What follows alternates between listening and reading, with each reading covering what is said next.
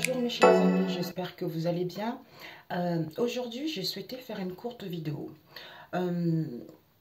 J'ai eu pas mal de révélations ces derniers temps et je vois beaucoup de vidéos en ce moment. C'est vrai que tout le monde vit ça, hein. On prête l'argent aux amis, on fait du bien aux gens qui nous entourent parce qu'on estime que ce sont les nôtres. Sauf qu'en contrepartie, ces gens-là vous mettent dans des situations assez difficiles. Donc en fait, ça m'est revenu comme une évidence.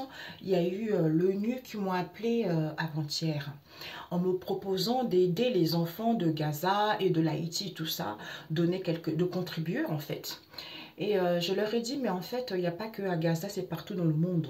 Vous êtes au courant par rapport à ce qui se passe au Congo en ce moment. Elle me dit, ah oui, c'est vrai, mais vous savez, nous, on agit partout dans le monde, tout ça. J'ai dit, écoutez, moi, je préfère passer à la source même. Après, elle me dit, bah, c'est très bien, on a parlé de tout et de rien. Et puis après, quand j'ai fini de parler avec elle, et c'est là où le Saint-Esprit me dit, bah, tu vois, c'est comme ça. Parce qu'on voit beaucoup de vidéos en ce moment, des gens pauvres, des gens partout dans le monde, qui n'ont rien à manger, les enfants qui pleurent, les femmes et les hommes. Ben, en fait, c'est à ça nous.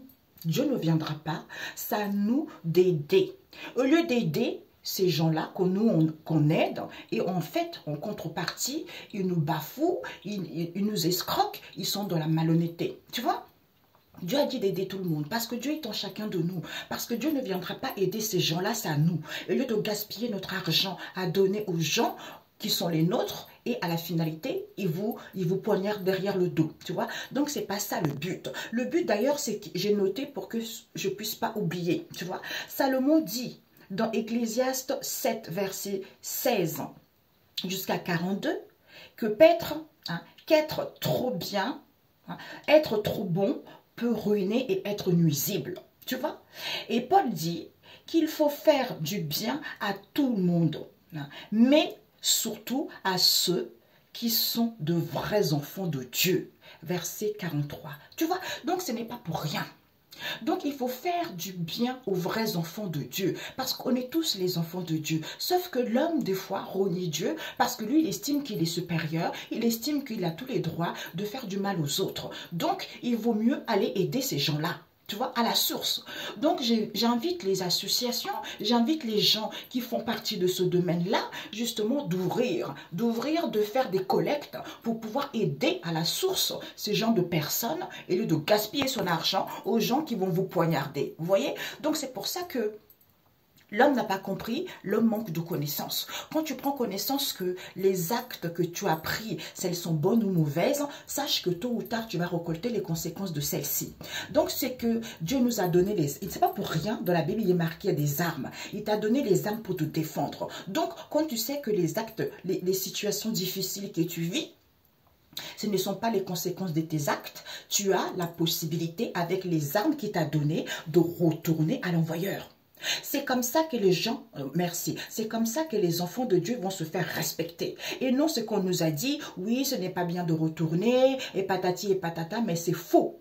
Parce que c'est pour ça que ça perdure de génération en génération. J'entends décennie en décennie. Parce que les gens, ils savent que les gens, ils sont trop gentils, dont on a vu tout à l'heure, hein, Salomon qui dit qu'être trop bon peut ruiner et être nuisible.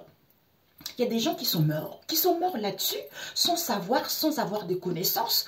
Parce que ceux qui ont des connaissances, c'est ceux qui font de la sorcellerie et tout ça. Parce qu'ils savent que dans la Bible, il est écrit, tu ne verras pas du mal. Sauf que c'est l'homme qui a inventé ça.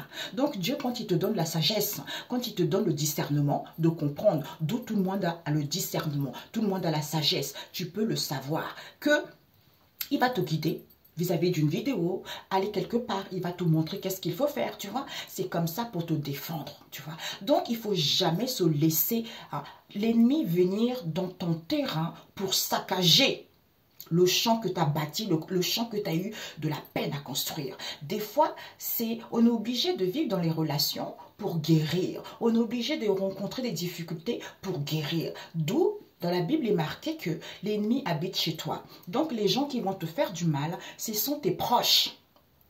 Les gens que tu les connais très bien. Parce que sinon, c'est trop facile, parce que ça ne t'attendrait pas. Et ça ne te ferait pas guérir les blessures, tu vois. Les blessures que tu as en toi, tu vois.